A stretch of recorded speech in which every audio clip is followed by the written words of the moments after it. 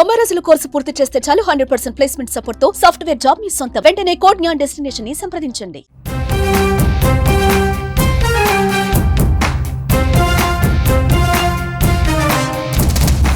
మన ప్రస్తుతం పిఠాపురం నియోజకవర్గం 12వ ఆవిర్భావ దినోత్సవ సభ ప్రాంగణం దగ్గర ఉన్నాము. ఒక్కరోజు మాత్రమే మిగిలింది. రేపే జనసేన 12వ ఆవిర్భావ దినోత్సవ సభ జరగబోతుంది. దీనికి సంబంధించినటువంటి మరిన్ని వివరాలు అడిగి తెలుసుకునే ప్రయత్నం చేద్దాం. మనకు సంబంధించి నరసాపురం ఎమ్మెల్యే బొమ్మిడి నాయకర్ గారు ఉన్నారు. బొమ్మిడి నాయకర్ గారిని అడిగి తెలుసుకున్నాం. సార్ నమస్తే, చెప్పండి, 12వ ఆవిర్భావ దినోత్సవ సభ రేపు జరగబోతుంది. ఎలా అనిపిస్తుంది? అంటే మీరు అధికారంలో ఉన్నారు ఈసారి, ఎలా అనిపిస్తుంది సార్? సమాన్ టీవీ ఛానల్ ద్వారా కూడా ఆంధ్ర రాష్ట్ర ప్రజానీకానికి, అదేవిధంగా రేపు జరగబోయే సభకు ఇచ్చేసిన ప్రతి జన సైనికుడు కూడా నేను స్వాగతం తెలియజేసుకున్నా. అదేవిధంగా గత 12 సంవత్సరాల నుంచి కూడా మనం చూస్తున్నాం, పవన్ కళ్యాణ్ గారు మరి జనసేన పార్టీని స్థాపించి ప్రతి సంవత్సరం కూడా 12 సంవత్సరాల నుంచి కూడా సెలబ్రేట్ చేసుకోవడం జరుగుతుంది. మరి ఆ రోజునికి రేపు జరగబోయే సభ కూడా వ్యత్యాసం ఏంటంటే కనుక, ఈ రోజున సభ జరిగేది మేము ఒక అధికారంతో ప్రజల పక్షాన ప్రజలకు న్యాయం చేసే విధంగా కూడా ఈ సభ ఏర్పాటు జరుగుతుంది.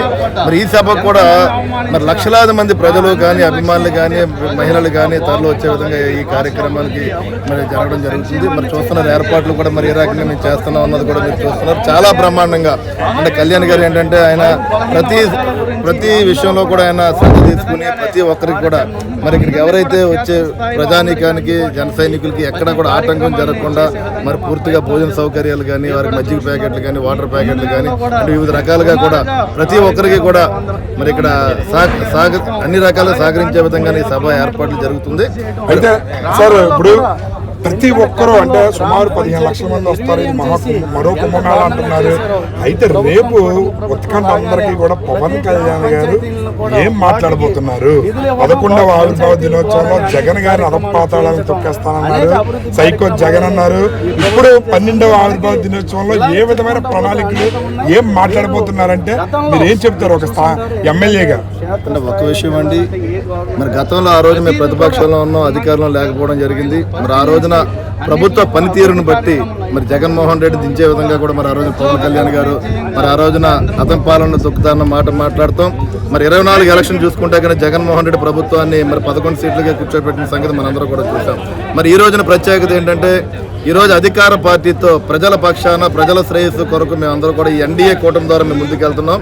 మరి రాబోయే ఈ సభ కూడా ప్రత్యేకంగా మరి ఎవరైతే 2014 నుంచి పవన్ కళ్యాణ్ గారు పిలుపు మేరకు జన సైనికులందరూ మరి ఆయన కోసం మరి పార్టీ కోసం నిలబడున్నారో వారందరి కోసం రేపు పొద్దున జరగబోయే సభ కూడా దశ కూడా జరిగే విధంగా కూడా మరి పవన్ కళ్యాణ్ గారు ఉన్నారు. పూర్తిగా ఈ కార్యక్రమం అన్నది రేపు జరగబోయే కార్యక్రమం జనసేన పార్టీ కార్యకర్తల కోసం జరుగుతుందని చెప్పి ఈ సందర్భంగా తెలియజేస్తున్నాను.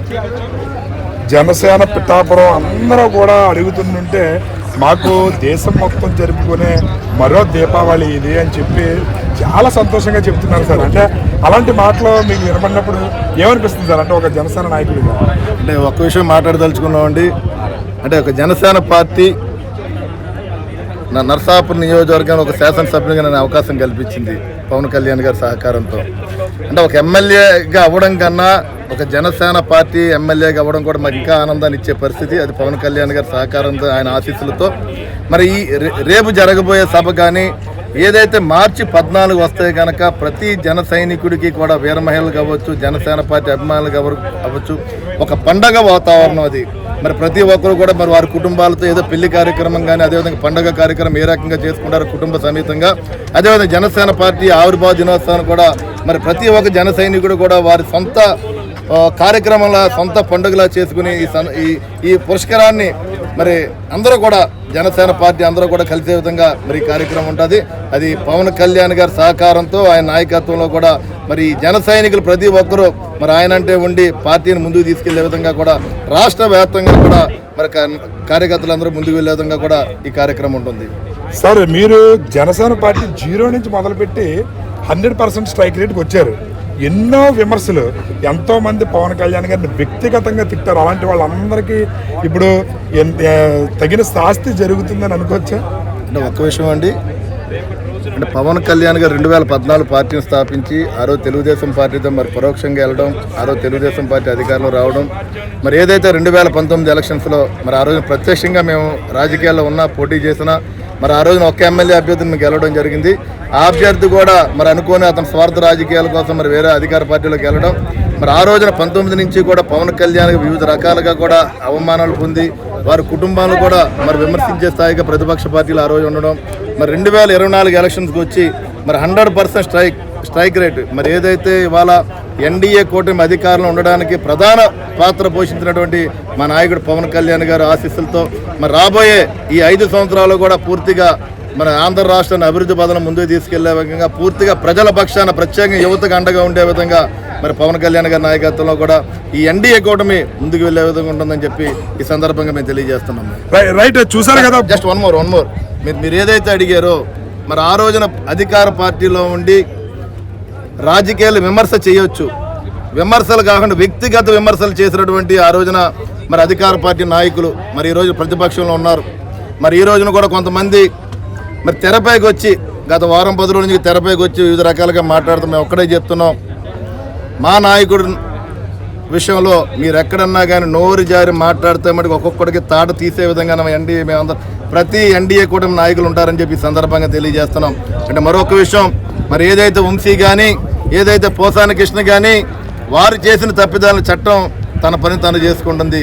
మిగతా నాయకులు ఎవరన్నా సరే వ్యక్తిగతంగా విమర్శిస్తే కనుక వీరికి పట్టిన గతే మిగతా నాయకులు కూడా పట్టే విధంగా కూడా మరి చట్టం మరి ముందుకు వెళ్తుందని చెప్పి సందర్భంగా తెలియజేస్తున్నాం.